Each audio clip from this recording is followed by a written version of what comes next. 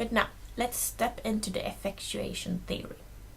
We will go through a few myths that Saraswati and colleagues talk about in the book. And you can see the agenda here. First we talk about the myth that entrepreneurs are visionaries. Then we talk about the I don't have a good idea.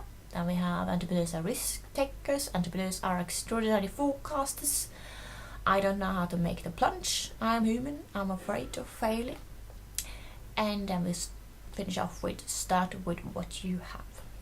So it's often believed that entrepreneurs are visionaries. And this is what the legendary roadmap to success might look like. A very linear idea. Here we go.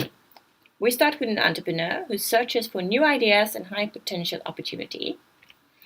Then some kind of light bulb goes on and the entrepreneur gets the idea. Then he or she writes a business plan. After that, he or she goes out to fundraise, and especially targeting venture capitalists. And what venture capitalists is, we will talk about more in the financing lecture.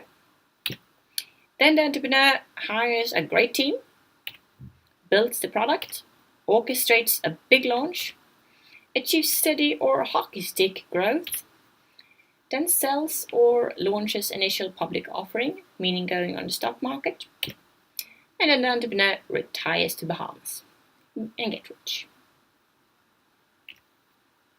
But there's one problem with this picture. This is not how I did it. This is not how the entrepreneur did it.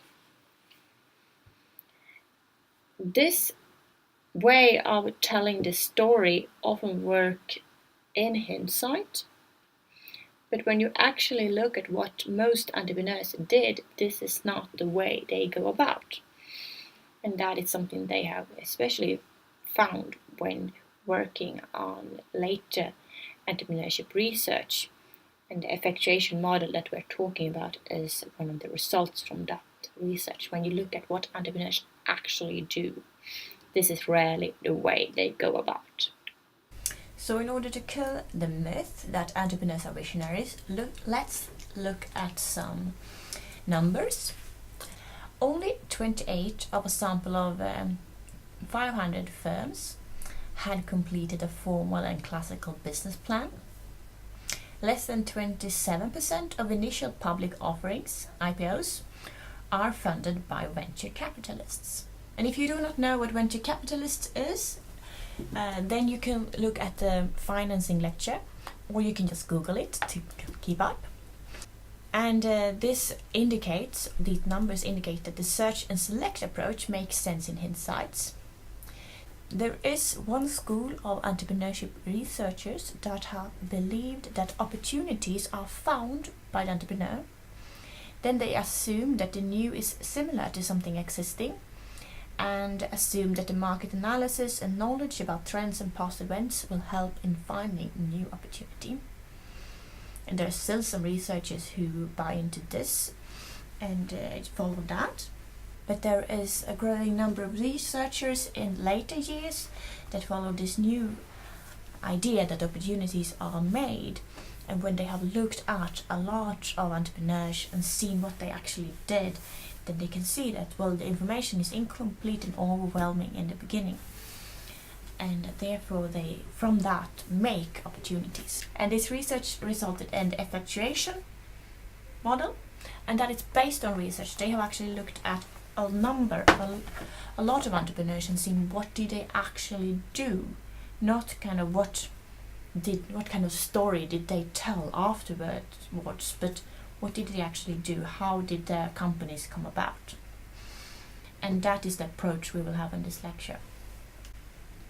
We will follow the effectuation model, which is also the model that is used in entrepreneurship schools throughout Sweden, and also it is in the back of the heads of people working with entrepreneurs now. They kind of buy into and realize that this is a valid way to think about entrepreneurships. So this is an example. Let's call it curry in a hurry. Imagine an entrepreneur who wants to start an Indian restaurant. Using a select and search approach, she would start by doing some market research. She would look at the restaurant industry in the city of her choice, and based on the market research, she would select the location very carefully and segment the market in a meaningful way. She would select the target segment based on estimates of potential return, and she would design a restaurant to appeal to a target segment. And then she would go out and raise the required funding. After that, she would bring her team together, and then she would implement specific marketing strategies. And after that, manage the daily operations and make her restaurant a success. She would get the restaurant this way. This is a very linear way of going about, and this is the way maybe an established company starting a new franchise would go about. But a single individual, an entrepreneur, would probably not do this way. So, using a more creative and transformative approach, what actually happens would depend on who our entrepreneur is, what she knows, and who she knows. For the sake of understanding the process here, let us say that she is a good Indian chef who is considering starting an independent business.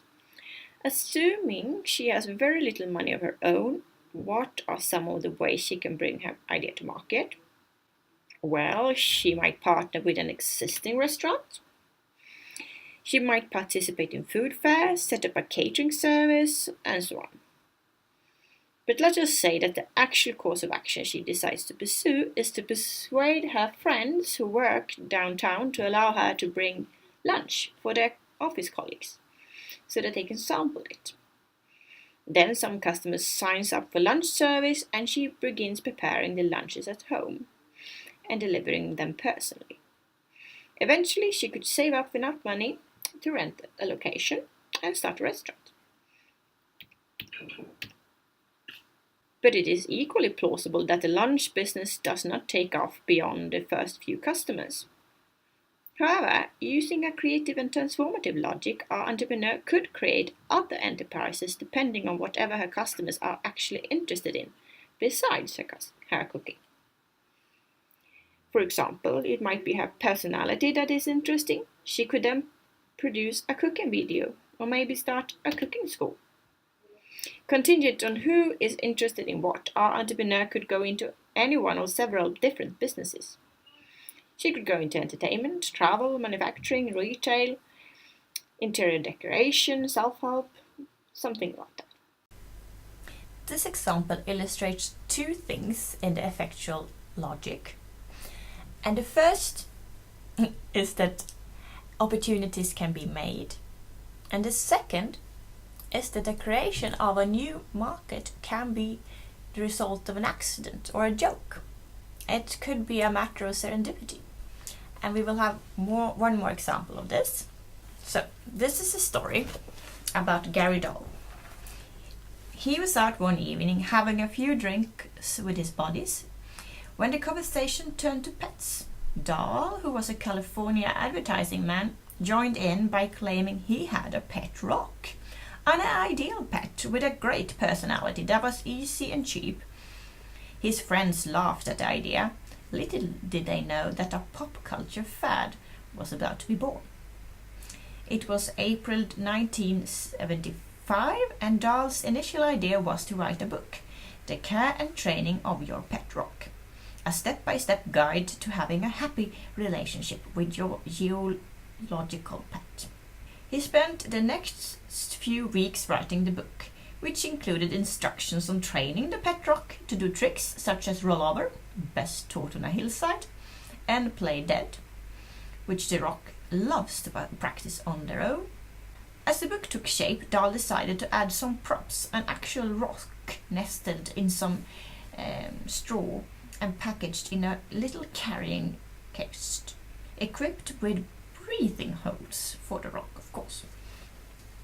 Dahl found his pet rock in a builder's supply store in Champs-Élysées. It was the most expensive rock in the place and cost a penny apiece. After introducing the pet rock at the San Francisco gift show in August and then later in New York, Newman Marcus placed an order for 500. Then Based on a homemade news release that showed a picture of Dahl surrounded by his pet rocks in their carrying cases, Dahl was able to attract some great publicity, including a half-page story in Newsweek. He was also invited to be a guest on The Tonight Show twice. By the end of October, he was shipping 10,000 pet rocks a day, and by Christmas, when 2.5 tons of rocks had been sold, 3/4 of all the daily newspapers in the US had run pet rock stories. So, just a few months after unleashing his pet rock, he had sold more than 1 million units, and he sold them at $3.95 a piece. Dahl, who from the beginning had decided to make at least $1 from every rock, had thus become an instant millionaire. So it is possible to become a millionaire based on a joke. And he did not have this grand vision of selling pet rocks all over the US when he started off. It was just a joke. And that is the way you can start a firm. Before we move on, we'll go into the definition of effectuation. And we will contrast that with causation. So, here we first have causation.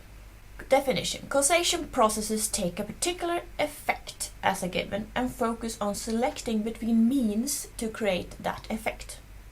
Effectuation processes take a set of means as a given and focus on selecting between possible effects that can be created with that set of means.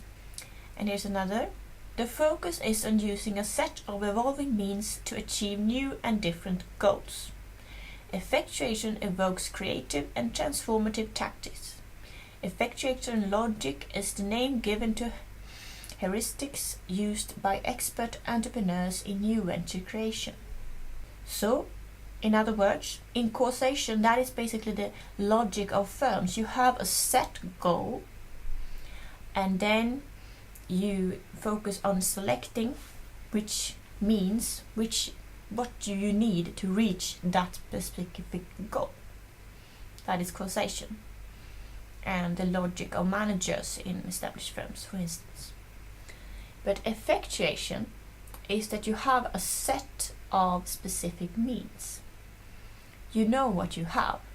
You have your skills, you have your friends, you have your saved up money, perhaps you have some kind of house that you can use in some way, and you use what you have to achieve evolving effects. The goal is not set. The things that you have, the things that you work with, that is set in effectuation. And then the goal might change. And that is the way most entrepreneurs work. They are open for serendipity and new opportunities and new ways to combine these means and new partnerships that give them more means, and then the goal might change.